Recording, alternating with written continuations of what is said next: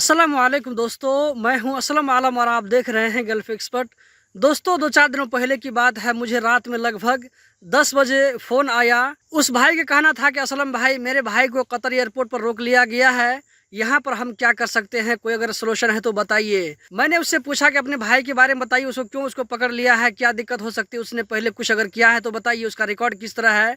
तो उन्होंने बताया कि असलम भाई वो जो है कंपनी छोड़ करके भाग चुके थे, या ये उनके खिलाफ बलाग हुरूब लगा हुआ था।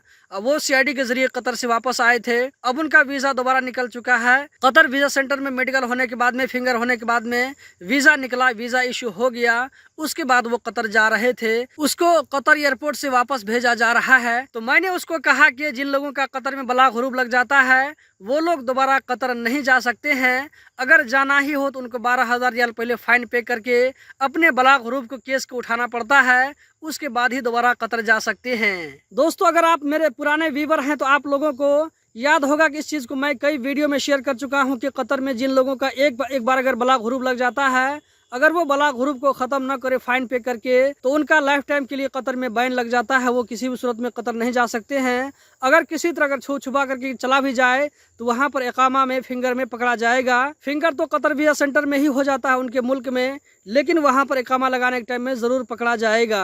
अगरचे बलाग हुरूब आपके खिलाफ 10 साल पहले लगा था, या ये कि 15 साल पहले लगा था, अगर आप 10 या 15 साल के बाद भी अगर ट्राई करेंगे वीज़ा लेने के लिए तो आपके साथ में वही दिक्कत होगा। अगर किसी तरह वीज़ा निकल भी जाता है तो आपको कतर एयरपोर्ट से वापस भेज दिया जाएगा। तो ये वीडियो मैं आप लोगों को इन्फॉर्म करने के लिए बता रहा हूँ कि अगर आप में से भी किसी आदमी के खिलाफ में बलाग हुरूब का केस लगा हुआ है, वो सीआईडी के जरिए कतर से वापस आए हुए हैं, तो दोबारा कतर जाने से पहले फाइन को जरूर पे करें। आपके नाम से जो बलाग हुरूब का केस लगा हुआ है, पहले इस केस को हटाएं, उसके बाद ही कतर जाएं, वरना आप लोगों को कभी भी दिक्कत आ सकती है। मैंने उस भाई से ये भी बातचीत की है कि अगर आपका भाई कभी भी मेरे अगर विलेज में आता है, मेरे गांव में आता है, तो जरूर मुझसे मुलाकात करने के लिए कहिएगा। लेकिन उसका भाई अभी तक मेरे पास नहीं आया है। अगर उसके भाई से कभी भी मुलाकात होगी तो मैं फेस टू फेस बात करके उसके बाद जो एक नई वीडियो अपलोड करूंगा इस टॉपिक के ऊपर। साथ ही साथ मैं आप लोगों को यह भी बता दूं कि अगर आपका कतर में ब्लॉक लग जाता है तो कोई दिक्कत की बात नहीं है। आप दूसरी कंट्री जा सकते हैं, कुवैत जा सकते हैं, दुबई जा सकते हैं, सऊदी जा सकते हैं, बहरीन जा सकते हैं, मलेशिया जा सकते हैं। आपके लिए सारे रास्ते खुले हुए हैं। लेकिन अगर आप कतर जाना चाहेंगे तो आपको फाइन पे करके ही जाना पड़ेगा। ये जो मैं केस बताया हूँ सिर्फ एक आदमी के साथ में नहीं है। इससे पहले भी मुझे एक भाई कमेंट में बताया था।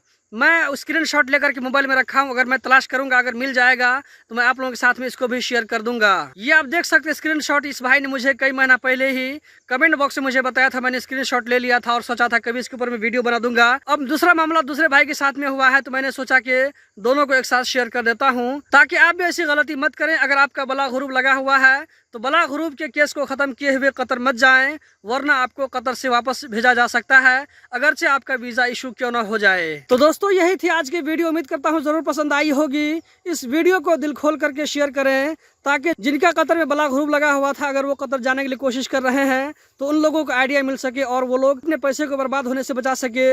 क्योंकि एजेंट लोग आप लोगों को बोलेंगे कि आपका वीज़ा निकल जाएगा। अगर आप किसी वजह से आपका वीज़ा नहीं निकलता है, या ये कि अगर आप कतर से इस वजह से वापस आ जाते हैं, तो एजेंट लोग फिर आप लोगों का पैसा वापस नहीं करेगा।